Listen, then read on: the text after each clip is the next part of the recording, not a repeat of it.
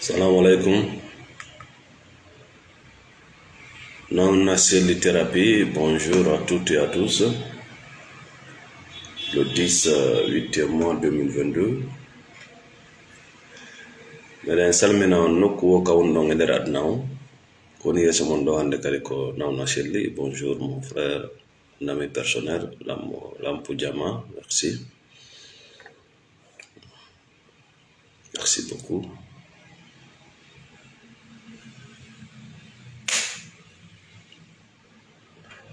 Ciao Mamadou Alpha, Philadelphia, merci, bonjour.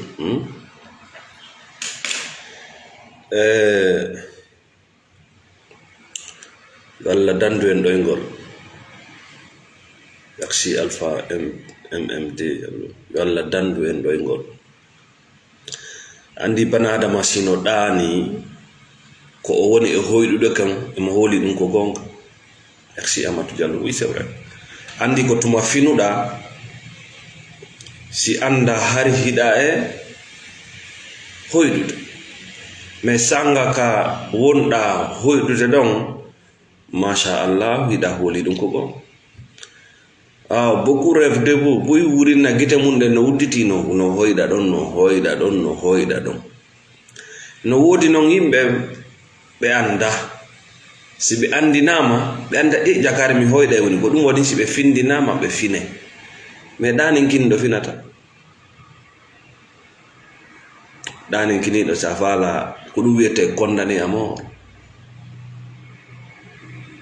hiɗa andi ɗum ɗo ko poison, docteur Joma o wima ko poison. harle ko fewndo yarata hiɗa andi no soñjudem, mais à cause de ça faut ko ɗum woni yarde ala kon wawi tu continues à prendre. An tu es un condamné à mort, personne ne peut te sauver, personne.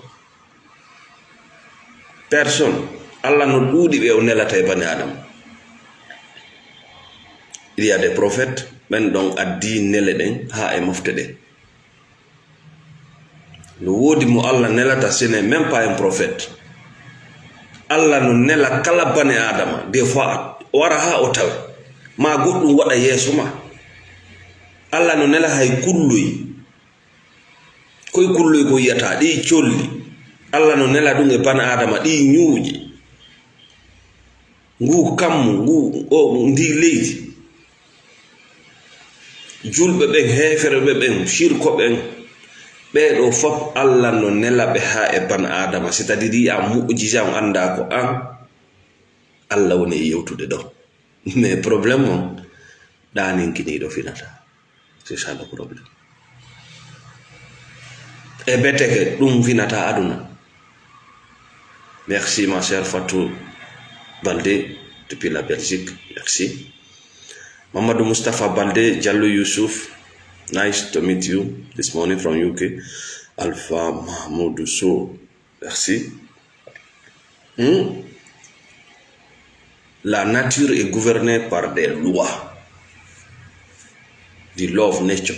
Si a jaɓi ɗum a jaɓi gonga, si a jaɓali ɗum a jaɓi beppale, et là tu vas souffrir. Tu vas souffrir dans ton travail. A tampay ka golle ma, a tampay ka musidal ma, a tampay ka dewgal ma. Ko hay fure ma on si yimɓe ɓe yeeyi surrugol ma ɓe tampay, tellement que tu es maudit.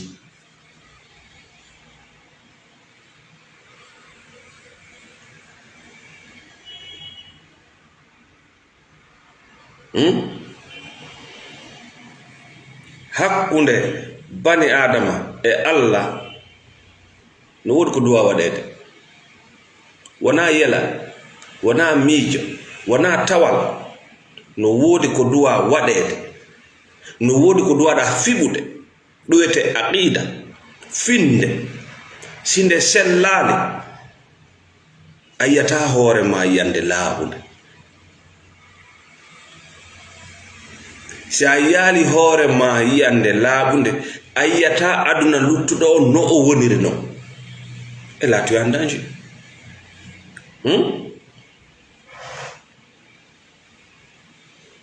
Ka haqiqa harana ka ɗaynidiro a heɓiri aduna on ngu konko doguɗa e ɓamu.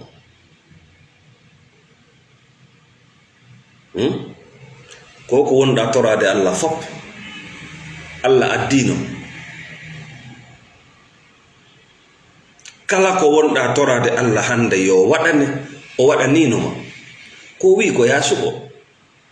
Kono non kala suɓande no mari laawol, mais probléme o en suɓoto mais laawol ngol e falaka. Kala suɓande no mari golle, siko woni en suɓoto koto en gollata.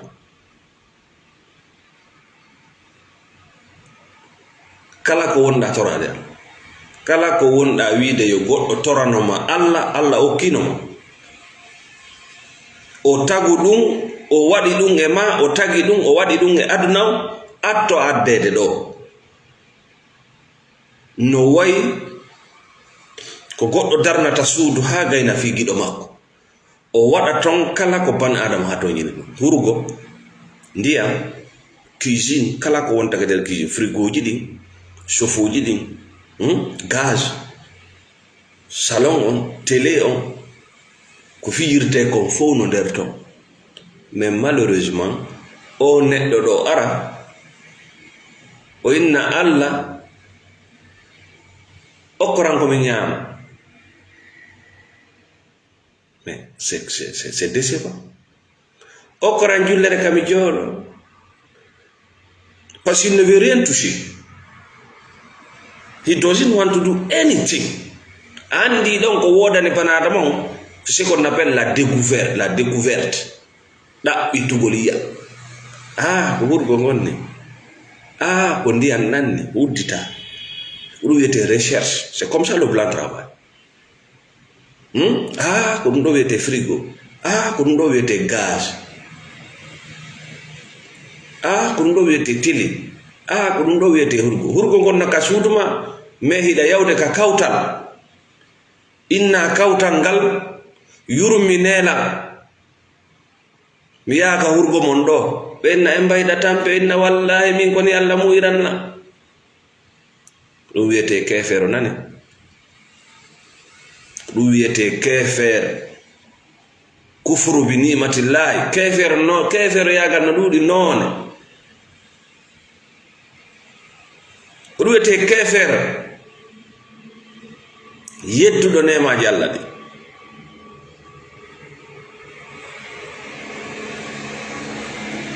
Allah ko bane adama waɗuma na kullum, wona fello, wona leggal, jomiraɗo hakkil.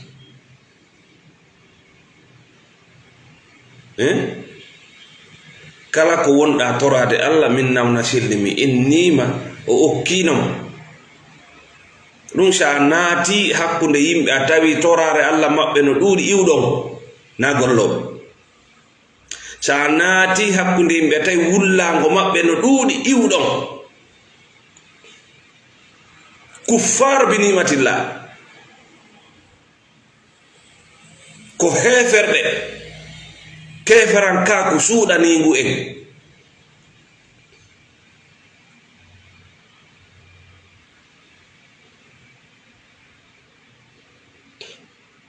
Fi on ɗum ko Allah wi yo ɓe waɗu kon, hiɓe noddude Allah yo aro waɗa. Ko Allah wi kamɓe yo ɓe waɗu kon, hiɓe noddude Allah yo aro waɗa. Ko Allah waɗani ɓe kon, hiɓe torade Allah yo Allah waɗan ɓe. Dina pena, vous êtes malade. Aduna on heɓiri aduna on wo ko doguɗon e ɓawa mum ko andi dogugol aduna on koko woni e dogude. Wallahi bandiraɓe, wallahi musidɗo, aduna on sa fiil. Dar nange, a daari nange anda hinge dogude. Si a daari aduna on a anda himo dogude. dogunu no ɗuuɗi noone si a ndaari selluɓe ɓen a annda hiɓe dogude donc kala ko sali dogugol ñaway maayay otoje ɗe dogata ɗen en maayay fi dogol ɗe tagira ɓalli ɗi dogata ɗin ɗi maayay diabete cancer ngaandi miijoji ɗi dogata ɗin ɗi yaha e kesum ɗi maayay miijoji wondi e routine ñande o façon goto ngatila. Merci So Jagisa, merci Son Abdul Magid Tidjalo, merci, nous sommes toujours ensemble. Merci Tidjalo, ça fait des années, vous êtes là avec nous. Donc voilà, il y a la spiritualité.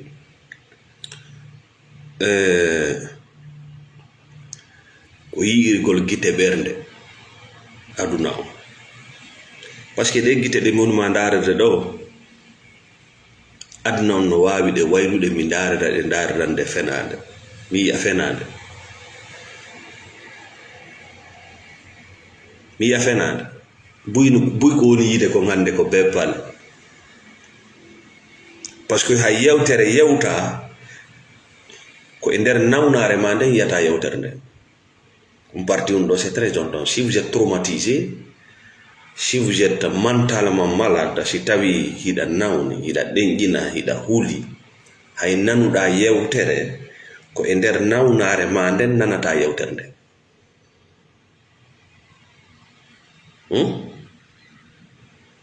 voilà nde leɗele Afrique politicien hoy ko inde anduno yimɓe ɓen no nawniri leƴƴi et andi ko honto be dibbata parce que les gens sont malades ethniquement donc c'est très facile si be dibbi nawnirɗo leƴƴi lekkongo sikka ko giiɗo parce que no nawni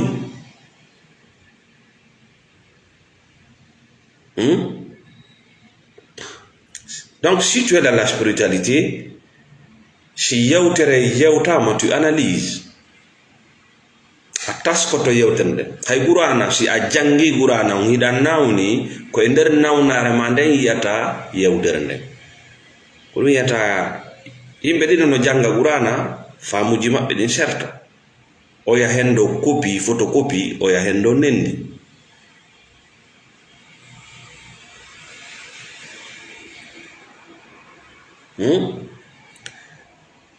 bandirawo ida duwa ñawdade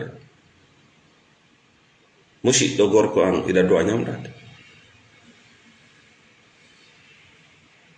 tu es malade ko ɗum waɗi yewtere gokkunni no wawma jiɓude ñallal ngal ɓeydo parce que tu es malade kaka nder nawnare ma yiwɗa yewtere nde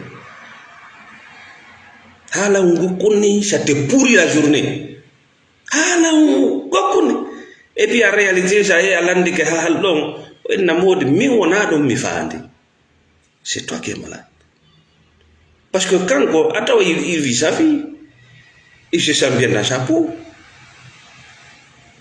tu es malade voici pourquoi tu personnalises le débat ayi fewno qur'ana cippi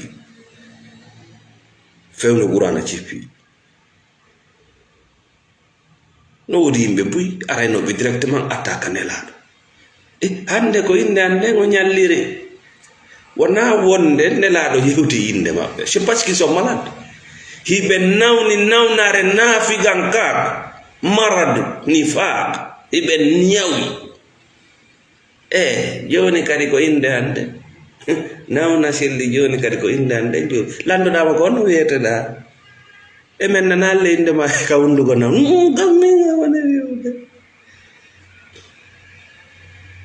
nawni kaka nder nawnare makko o woni yi'ude aduna o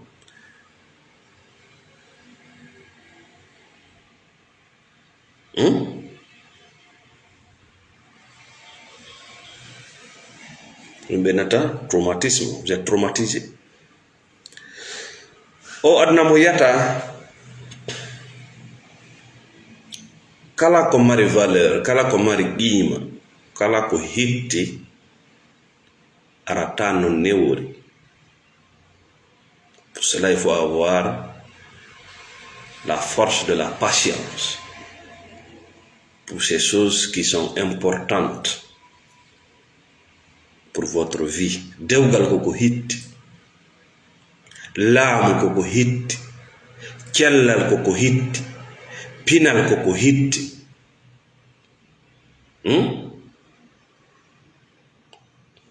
Enɗam ko hitti, na non enɗam penale de na wartira enɗam maɗa.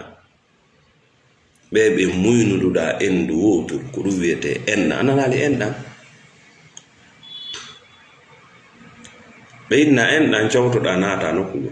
Mo muynuduɗa endu wotur ko wiyete enɗam. Ɓiraɗan awa. Hiɗa taƴodiri enɗam maɗan, hiɗa ɗawi goɗɗo no enna garna way jakkere enɗam, ngaraɗa taƴi enɗam maɗan. Annan no wacce ono jokki enɗam. Kala ko moƴƴi marɗum mantoɗa arata non newori. Kange hino moƴƴi, jaman hino moƴƴi, lando kabuduru, lando kilarru asayno ko honno kange heɓorto. Si ɓe yii filon kun, sa yi leydi no yana hoore goɗɗo waramo, anduna ko newi. Sa yi ɓe no asi ɗum yalti dari, sa darimo anday ɗum ɗo na ko newi. Sina ɗum ko kaaƴe tun woni hoore dowga. Kaaƴe no heewi dowga. Ko noon faalira ɗe gurdam men ɗan, ko yo wonu kaaƴe ara tun hocca. Ko noon faaliraɗa dewgal mangal, ko noon faaliraɗa laamu, ko noon faaliraɗa cellal, ko noon faaliraɗa gandal. Kaaƴe ara tun hocca. Si ari hocci ɓe inni wona ɗum, ya yimɓe no yaha batini, yaha mocco penale, yaha windo penale, yaha ɗaɓɓere penale. Sa ɓe inna ɗanna ala kamin yahali, ala kamin gerali. Sa waɗali ko duwa waɗede ko ordonnance mo Allah windam ma on, sona lekki ɗum soruɗa, sa fala ñam pharmacie on fof. Hajo Allah layo Allah inni ya moƴƴin hakkunde ma e makko tan. Ɗum wiyete tawhid. Sa gayni moƴƴinde hakkunde ma e makko, anday ko a homboke sa. Nden bewre e nden ƴettintinare e on faminan ka ko iway, heɓa no yi'ira hoore ma ko a tagaɗo wano ɓe a tagirano. Andi la déjà a woni e point. On départ ɗon si moƴƴali ko fuus. C'est à dire e nder ɗaɓɓitugol finde nden, tawhidi on al aqidatu ko fiɓata kon hakkunde ma e Allah. Si ɗon selli a anday kisan ko a tagaɗo wano ɓeyɗa tagira non. Newike ka newaki komi bani adama, ko a bani adama. Mi sikki de newiki, kono si min minni komi malaika, komin ɓuri moƴƴude, ko fedde ande natata ali no ara a naati e yuppe wancine. Par ce que neɗɗo fof ka hoore leydi ɗo no okka ko an a okkaka. Si on fotti, siɗa andi ko a bani adama, ara ɗa acci espace ka ɗum ɗon ɓeydo. Mais si anda noon ka bani adama, aray ko a pontirri, ko a hayre, y a pas d'espace. Merci Boubacar Leydougou Diallo. Terto wongol hayre, ayi ko hayre waɗete comme ça. Kombo mo andi ko hayre waɗete o granit, ayi e kalière. Ɗi cuuɗi mon ko kaaƴe, ɗi cuuɗi mon ɗi wonɗon e mum c'est la pierre. Ayi ko ɗen kaaƴe wona kon waɗa cuuɗi ka.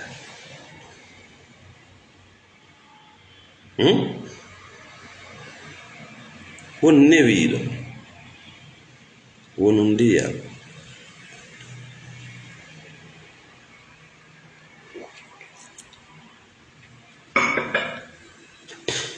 wonu bani adama, Être humain, c'est tout. Tout le reste, c'est du mensonge. Hombo buruda. Et Milan dit, hombo buruda. Et c'est là la question, comment buruda? Hein? Pose-toi cette question tous les jours. Comment buruda mon? Anda on warduda gadna no. Nyande go hari awodaka. 1950 harda hon. Est-ce que tu existais? Quelle valeur? Donc kala valeur ko jogida ko Allah okuma. Mo wawno ma wadde leggal fello ñaariru mais wadma bani adama subotol mais ƴettuɗa nden suɓanne kadi wiiɗa ko woɓɓe go suɓoto kufar ɗum kefeero. Si Allah moƴƴike ma jaɓ moƴƴere nde a wata noon jaɓde moƴƴere nde y a pas d'espace a wi wona bani adama.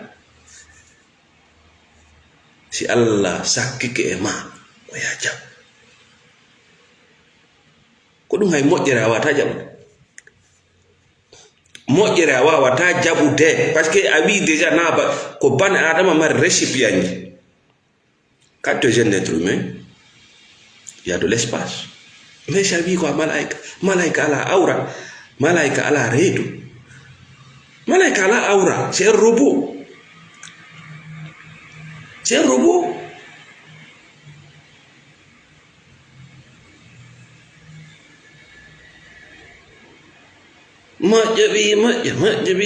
Dis-moi, woni bani adama ndara si a iwata ɗon wona moƴƴo mais moƴƴo on to bani adama yakanga woni est ce que ɗa ande yawmal qiyam koko nanata peese ila sikude ko hakkude ma Allah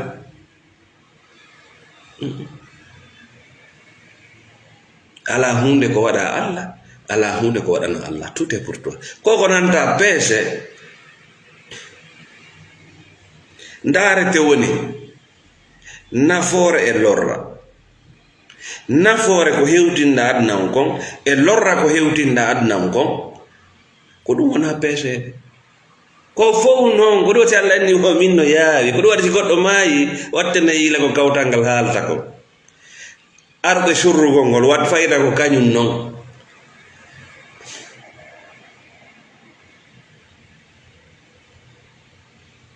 Ay mo kala ara waɗa testimony he gaari de wata windu suudude c'est un vrai arnaqueur. Ɗum sownodirte ey ko wannuɗa wadde ko sownodirte kori ñande mayiɗa ɓe yaltay ko e kene ɓay ko ngurudan naafigi yaafondere men yaafike o wari juulayi dimo ɓiidimo no yurmi so ɓe yehi ɓe jooɗike ka koyum ɓe waɗini tawi ko kamɓe tum hey aba vrai voleur ñamay riba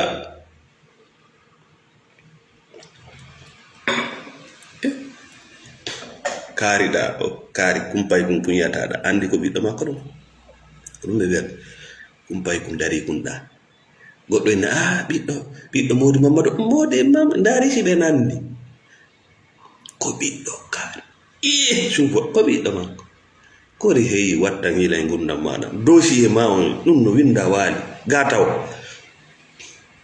tout ruttuɗa ko Allah rien n'est caché.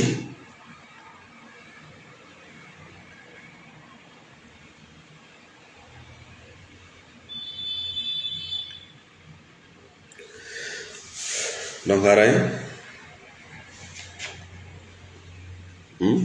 Alpha Bill le Noble, merci, excusez-moi.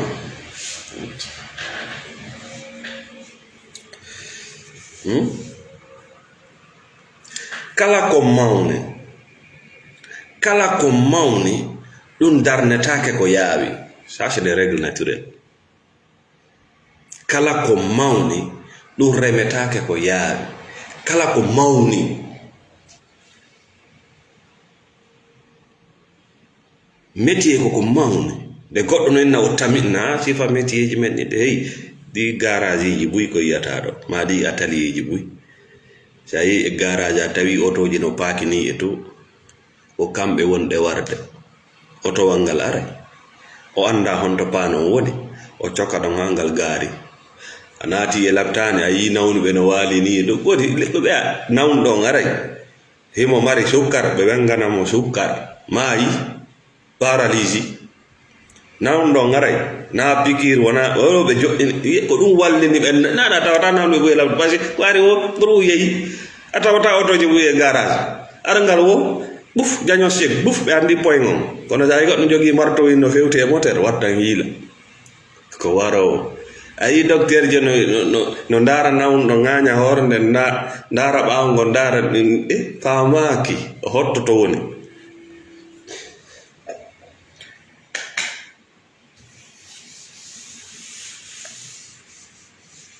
anati ateli kay itorda wo ko cionci kay itor pori ala gollude ayi hodo moyida bi be barki bi de ala gollude ko sor barki bi be ala gollude kanibalo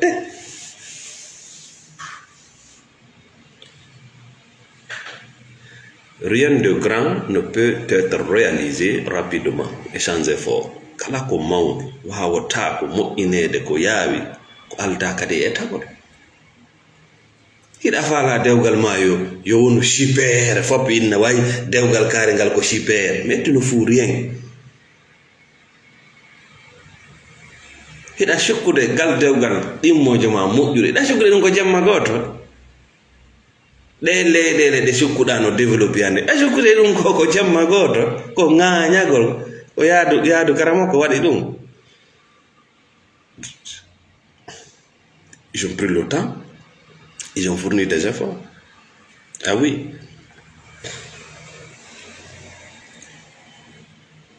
siɗa faala welo siɗa faala fontade faut fournir beaucoup d'efforts ko ɓeya sali wadde ko ngo ɗum waɗata a iwa e ɓaawo konungu koko nana daga jama ka foin ta yawe ngam hoggo yo special ko affaire jo ananda e woturu ta watto soobi e haylagol ta watto ɗum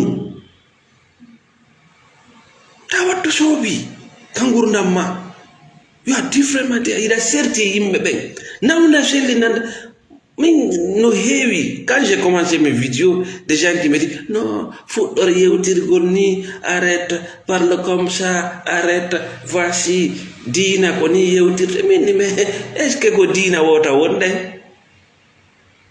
e oui moi je suis pas un arabe est ce que ko e diina wota na julɗo e ayi ka woni ayi mo kala fayda ko e nawnare mum nde ma e pinal mum gandanta yewtere miɗa landane mas koye diina wonɗe hiɗa wiide sonami julɗo c'est qu'il n'a rien compris julɓe ɓen fof na e diina wota o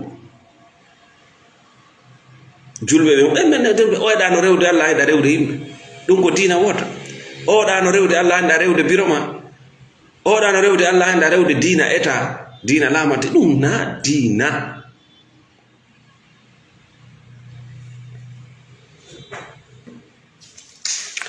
donc feƴƴen ɗon are noon e toɓɓere men en tigri merci Sidi Sall merci Antoine Lévy merci ɗo en yewtay il y a beaucoup de problèmes de couple mi halnan ɗo thérapie comment travailler ma ko honno wawaton famirde spirituellement hara dewle mon nde moƴƴay sa yi dewgal no moƴƴa ko giggol woni ton e hoolare sa yi dewgal mais non ko wiyete kon giggol c'est à dire jonnay espace ko non jonnugol espace c'est à dire joni yetten misal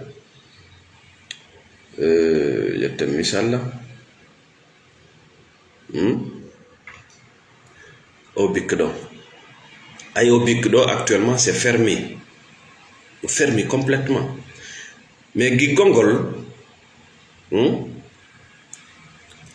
joni sa yiɗi goɗɗo ko goɗɗum e ma wonɗamo jonnude ko parti ngo geɓal ko goɗɗum e ma en tant que humain goɗɗum e ma pièce ma wonɗa ittude regardez ça jonnamo tu lui donnes ça ayi tu lui donnes ça andi espace heɓi ke nder ɗo ka kanko kadi o itta parti e makko o jonne andi yaadi espace on heɓi ke an kadi naata wonon produit goto andi giggol no wayi wa mélange gol couleur ji mélange zama oya couleur mutay oya muta couleur go yalta wenata action chimique jon non ko honno enen famuɗen on n'est plus dans la spiritualité nous sommes dans la matière jon non goɗɗo sikka ko woni giggol ko yettugol mbuɗɗin jonna ça c'est la matière c'est pas toi yetta suudu birikije innahi dongal ñaamiteji ko ɗum nanta mi waɗani konno miron kamma wona an jonnuɗa koko heɓanta hoore makko jonnuɗa ɗon wallinen ɗum no feere no metti famude andi giggol no wayi wa bulorre e ekuru andi kala ka yiɗa bulorre seke kande duwan écrure kande ko mécanicien ɓe gandi ɗon ka inde mari place kande natata sinde ara yolde no woodi nde yolde ɗon a taway jandindin hari c'est fermé ko tufa ɗum waɗa ñiiƴe heɓa ka écrure nde naata bulore nde jogo seera si je ne me trompe c'est ça l'amour donc sino faala kadi sertude satta aray tun desera itta. C'est pas un attachement, c'est un contrat, c'est un accord. Son jala giggol wullinta, mais ko wona giggol kon y a pas d'espace, haray no fermi. Parce que net on wawa ƴettude goɗɗum e neɗɗan ka ko yagal makko ngal transfert. Y a rien à mélanger. Il est hermétiquement fermé comme une boîte. Non, c'est fermé. Mais wa bidor no fermi yaltata. Il se base sur la matière, pas sur sa propre personne. Halaji ko halta kon fo ko peppale. Rien ne vient du cœur. Il est juste là pour un intérêt. Donc haray oti no way wa pontirri e janni ma pontirri e tabal ngal leggal ngal no fermi. Donc pontirri ndi si ari ko no pontirri ndi natirta ton. Ko be marton ko ɗum woni o gorto garda ko be marton o ngadde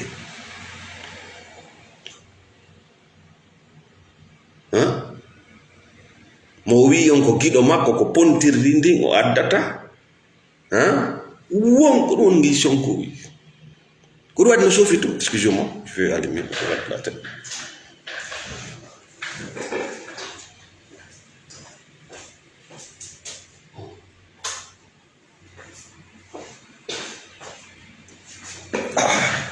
Voilà, excusez-moi très fort, il faisait un peu chaud. Donc, si tawi wona giggol ko humagol haray espace ala parce que neɗɗo on wondeteɗo mum on n'a rien à donner de lui-même ala hunde ko jonna e ma parce que wona authentique ko o fake ko peppal n'a rien à donner. Pour voir si God no yiduma wattangila. Si God no yiduma, le matériel compte peu chez lui. Son temps compte beaucoup.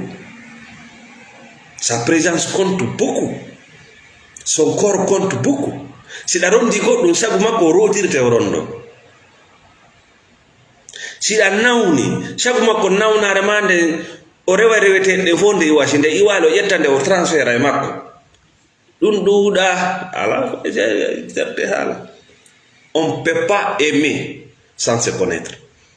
A wata yidde goɗɗo andata hoorema, par ce que ko sa andi hoorema artira hoorema niveau bani adama. So artiri hoorema niveau bani adama hino mari ko ƴetta jonna, a ƴettay tun jonna acca vide kum viddum ɗon ko ɗon écrure nden natata, giggol écrure nden ko ɗon natata.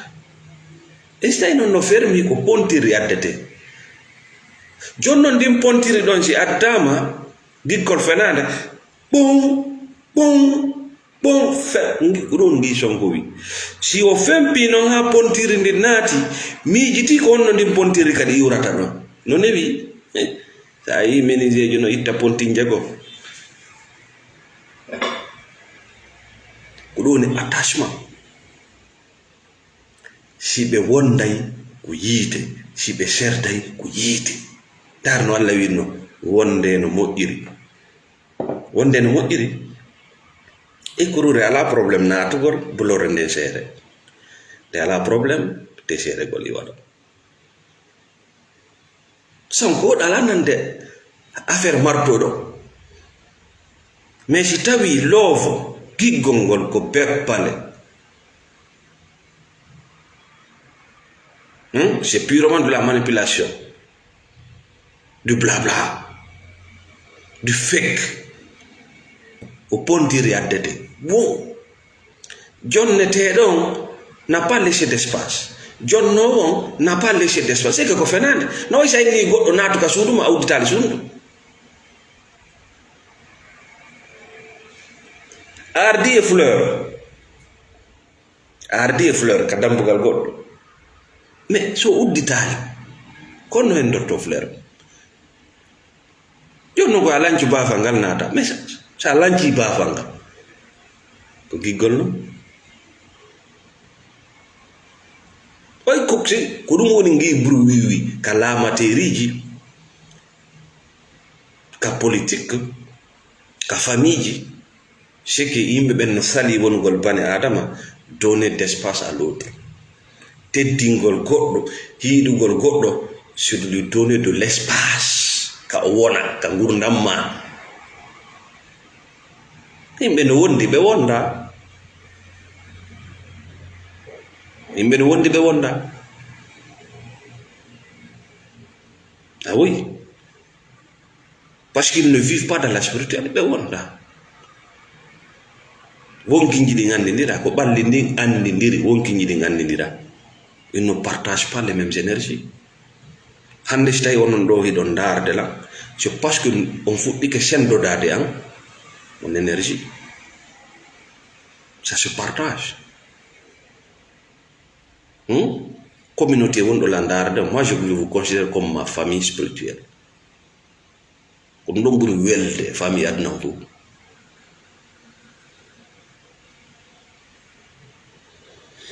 Donc haray ɗo faamike accir fijirgol sentiment ji yimɓe ɓen, wota ndaaro pour des intérêts économiques, social, religieux, matériel, fijira sentiment goɗɗo.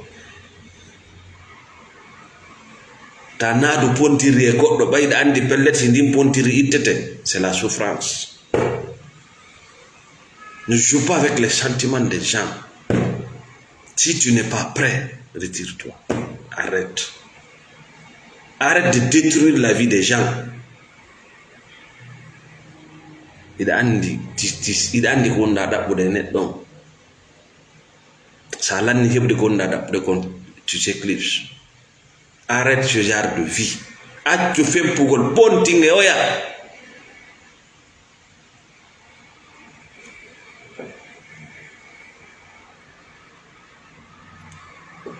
Ko ɓuri noon yurmude ko tuma fempaɗo ponti en wi mo yiɗi la ko giggol. Oyi no yurmi kadi giggol wullinta.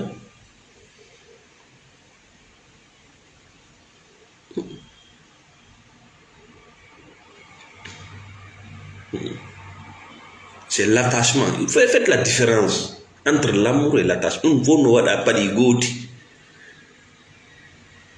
bébé, chérie, foin. Hey. L'amour n'a pas besoin de ça. Quand tu as l'amour en toi, c'est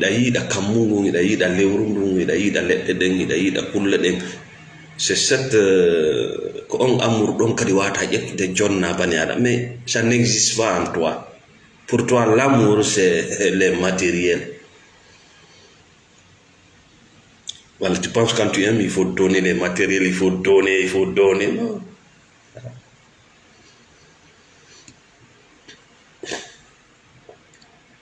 Johnny, ko jonnuɗa kon si wonali no faliraɗa noon tu veux tuer, tu veux assassiner, ça passe ko ponting.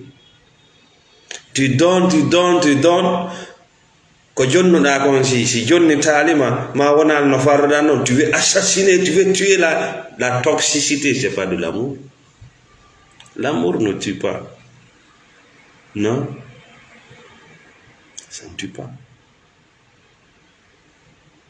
Goɗɗo so yiɗima kala mo yiɗuma e mum mo yiɗi wattana yilay ɗum. Goɗɗo si yiɗi goɗɗo. Moi j'ai vu des gens qui ont changé leur téléphone tout simplement sabu giɗo maɓɓe on. Ɓe yiya giɗo maɓɓe no jogui te ils changent de téléphone. Regardez les femmes avec leur star. Honno waɗi publicité yoɓay star ɓe mbuɗi buyi. C'est cet amour.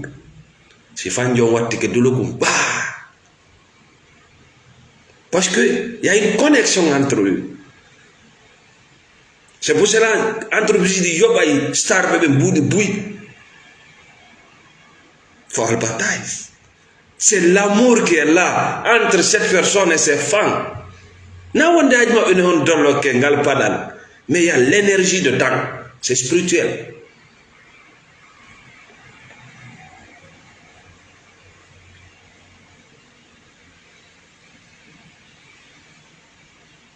Mais il a jogi marton ida yande wo ko gidoma marton.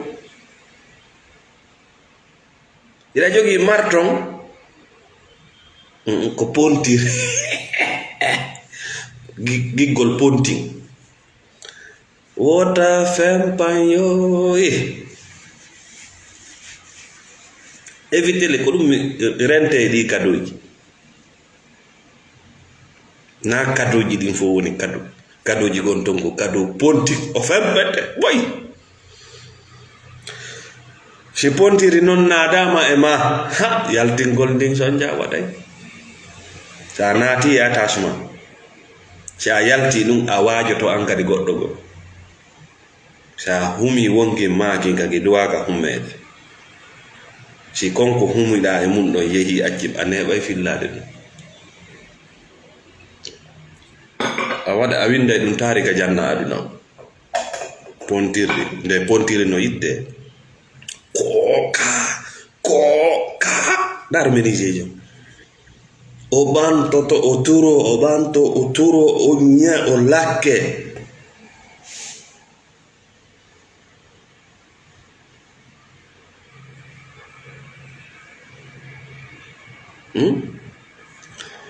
wota jotnana pontiri yande. Bébé, chérie, fonfin, fama, nyadi, mon étoile, kambo, là. T'as fait pas pontir. L'amour, c'est très simple. Ça n'a même pas de bruit. Ah oui, ça n'a pas de bruit. Ça n'a pas de bruit. D'ailleurs, sukanoïdi, jiwo. Tajiwo manda e muyidim mais ce jeune ka suka on ka jiwo on yaata jetta don auto bimbi ka jiwo on yaata daro don jetta auto bimbi ya école. Le monsieur vient là-bas juste pour voir la fille. Oratu o daro ndara ka jetta don auto ya. Ça c'est l'amour naturel. Oui, chaque fois que je vais justement pour la voir. Et quand je vois la fille, toute la journée, je suis soulagé. Minna halani moda yidimo, oyni no minna toni wonki maki. Ko hakke wonki maki non atoni wonki maki. Sida yidi goddo, halam. C'est l'énergie, marotako. Ce sont des émotions. Si on marie, ça va exploser un jour. Ça va te rattraper. Non, oublie ça. Là, nous avons dit, on a une catégorie. On a une catégorie.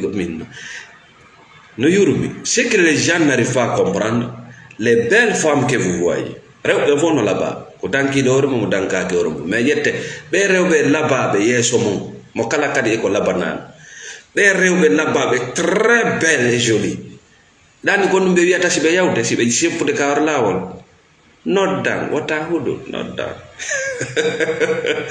oy kaberde makko dum so fotti e gorkol wonno mo darde notta hudu sa hudu hulbe noddu c'est très facile. C'est les femmes les plus faciles du monde.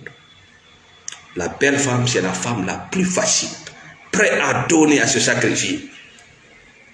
Très simple aussi. Mais ça a été mal compris. Éducation, même on yurumi. Shala awaya sata Makkah Madina, aya hata Dubai, debola bada ko yae mahala ta koi hala hoi fufa fui no jodi kangani ma. Ala magasin alaka mu debbo la batta bat ko bebbale. Les pauvres ont les femmes les plus belles du monde. Hay mardo jombi debbo la bar. Si au final elle va partir chez ces gens-là qui sont pauvres. Non, la femme qui est belle, elle est simple. Elle aime ce qui est naturel. Elle cherche une personne qui est capable d'apprécier ça naturellement, sans maquillage. C'est des femmes qui se maquillent qui les trompent. La beauté naturelle karambe yirta. Parce que comme fake burbe mabbe. Donc ko fake be yanda. Mais mo yaw bi amo dai. Wallahi le monsieur n'a pas osé. Il est codé. Le monsieur n'a pas osé. Il n'a pas du tout osé. Voilà les opportunités qui te nous foutent à de manière d'où. Parce que ya anjambanila, nene anjambanila, bewa dan gurundam ponting. Ta fait pas yandi. Oh, bekari ko nyaawo be andu non nyaawo ko amma ko aljanna ma wonda nyaawde don ma ko yite mangen ta sikkude ko justice tun woni nyaawo be naga de nyaawo be antigri ko anya na sutti joddi ngol himbe sa nyaawi hakkunde himbe lido woni nyaawo wa woni juge si afeni don ko jahannama ma on wonda remude don nyaawugol ko dum min ngajangala e dum ene on waaway wo bondinde moƴƴiri ene wadi lang ngajangala e dum ne wadi lang idon waawi wondude no moƴƴiri awa yahay mo kala jento ya on waawata wondude no moƴƴiri awa lancengal ko no wonto ko Allah danay mo kala gardo mum ko cowtoda. Donc, quand on a il faut de l'espace. On doit y avoir des si place hebo.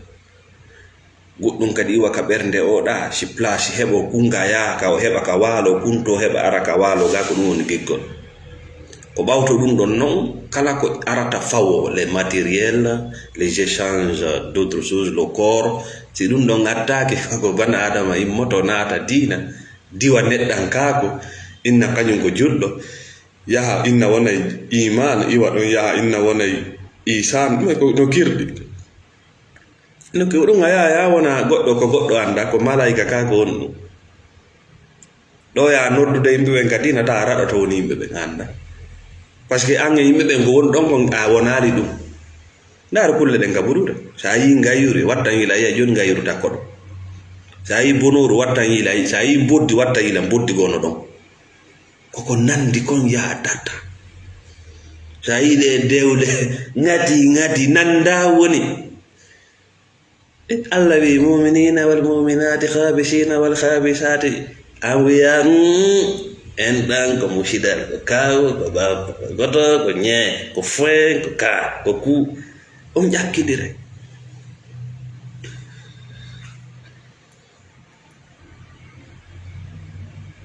ci bonoro ko ndiri e mbewa wo ko dewgal mbewa tampay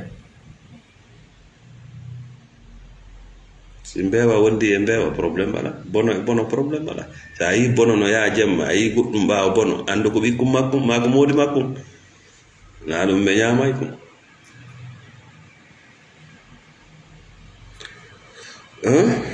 donc haray e wi yalte o amour beppale giggol fenane bana adama non sa fenani horema adna fo fenante parce que sa jabani mojjinde hakkunde ma e tagudo ma a fenani horema no waɗi entreprise moƴƴinay ɗi oto sa sali ke janngugol catalogue oto wangal a fenani horema oui parce que ɓe haalante ko woni ɗum woni ngal oto wa ko woni ɗum woni poids ngal wawata rondade ko sa yombo sansata pine sa yombo sansata nebbam ɓe haalante fof ko catalogue an a wi o a soodi otowal ma ngal e jungo tel entreprise no a jentata ko ɓen ɗo ya ƴetta catholique entreprise go merci Mariam Diallo from Turkey oui ko non wawɗe Allah tagima o addamma catalogue propre la boyino son ko ala oy ni ndaran ɗon hoore ma nen e ba wiida ɓe wi ɓe karama ko ɓe ɗo wi ko tagu ɗon andi ko tagi ko sa jangi qur'ana o ñawday ñaw wongu e mago heɓa no famira qur'ana sa jangi qur'ana o ñawday ñaw wongu e mago heɓa no yi'ira qur'ana yi'a Allah yi'a adna si a ajji a inni a jokki nde fedde a jokki ɓe yimɓe ɓe wata ñamdude nawnare ma nde koye nder nawnare ma nde nanata yewtere maɓɓe nde wona ƴakkoru ƴakka ɓengu ma ɓikkoye mako ƴakka modi ma ɓikkoye mako ƴakka golloɓe maɓe ko tagu ɗon andi ko tagi ko kanko sa jangi qur'ana on shifa'u lima fi sudur ngam bellin ka ɓernde wonta a jangay tun qur'ana on attora taw ñamdugol ko woni haɗude yiyako laaɓi ko heɓa no yi'ira sa jokki noon ko menen fokkiti menen woni yawde ka kammo wota naɓor nawna sil ko e nder nawnare ma nde yi'ata diina maga wona haasidijo lorra wonki maaki lorra ɓiɓɓe maɓe lorra modiɓa lorra kawtanma lorra aduna o par ce que yewtere maɓɓe nde wona lekki yewtere maɓɓe nden wona lekki Allah wi kanko yewtere makko nden ko lekki c'est la spiritualité sa jokki yewtere maɓɓe nde a watnaade yiila ko nawnare ma nden woni ɓeydade an a julɗo a yaha e baatidi ko no jokkuɗa ko yimɓe jokkuɗa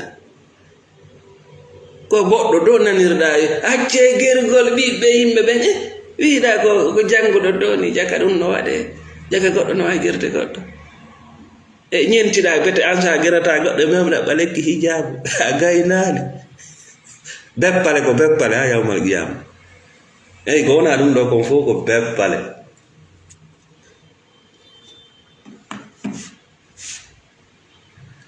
hakke ko ɓe yiiɗi on trompude woɓɓe kadi ko ɗum janngata yeeso mum e darade ko ɓura nan woni janngude ɗo mais te trompe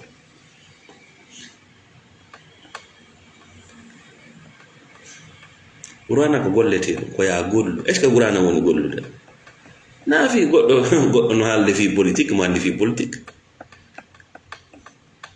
na fi goɗɗo no haalde fi Amérique mo andi Amérique na fi goɗɗo no haalde fi France mo andi France kaka golle andata na fi goɗɗo no haalde inde ma nde mo annuma ɗo ngaray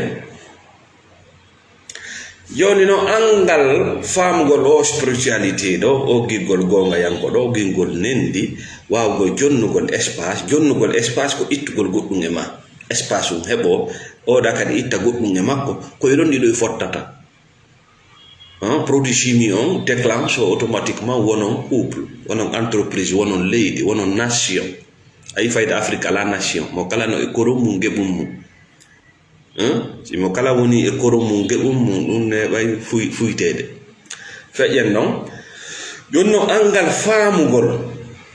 faamugol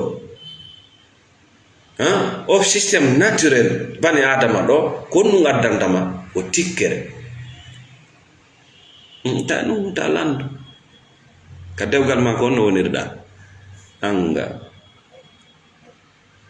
iɗa tikki iɗa moni ka nder leydi ma ko on no wonirɗa anga iɗa moni ka nder musidal ma ko on no wonirɗa iɗa moni hakkunde ma e ɓandu ma ɗum ko on no wonirɗa iɗa monani hay hoore ko formule beppalejo joguiɗa formule ma on c'est fausse, c'est pas aligné avec ta vie. Jonno fam hunde wotere o anga ɗo o koko ɓe ngata ɗo tikkere monnaie problème o monnaie ko acide dans la spiritualité meɗen konti ko wiyete monnaie acide e peut-être ɗe ande acide batterie ka ɗon laaɓi parce que le monde physique ko ɗum ɓureten famude dans la spiritualité monnaie ko acide o non acide ɗo ma wiyen tooke ɓe wawata famde ko tooke ko acide o acide ɗo hino bonna miran mo o woni e mum ɓuri mo o hibbete e mum ƴettun ɗum winda tikkere nden ko acide on non hino bonna miran mo woni e mum ɓuri mo o hibbete e mum par ce que ko ɗon o marete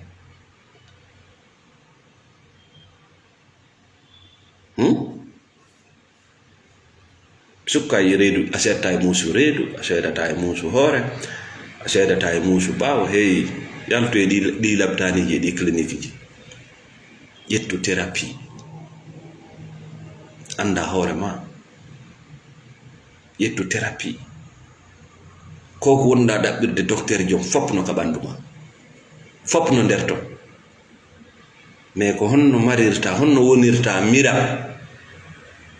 fi tooke ko honno wonirta mira fi acide sikka an on a lorrotako mo wonɗa hibbude ɗen tooke mum on andu ko an mariɗe d'abord ɗaɓɓu ka weltoɗa ɗaɓɓu ka fontoɗa ɗaɓɓu ka wuura ko honno hewtimma ɗo ko dow ga woni moƴƴaade there is no space ko gurdam ponti there is no space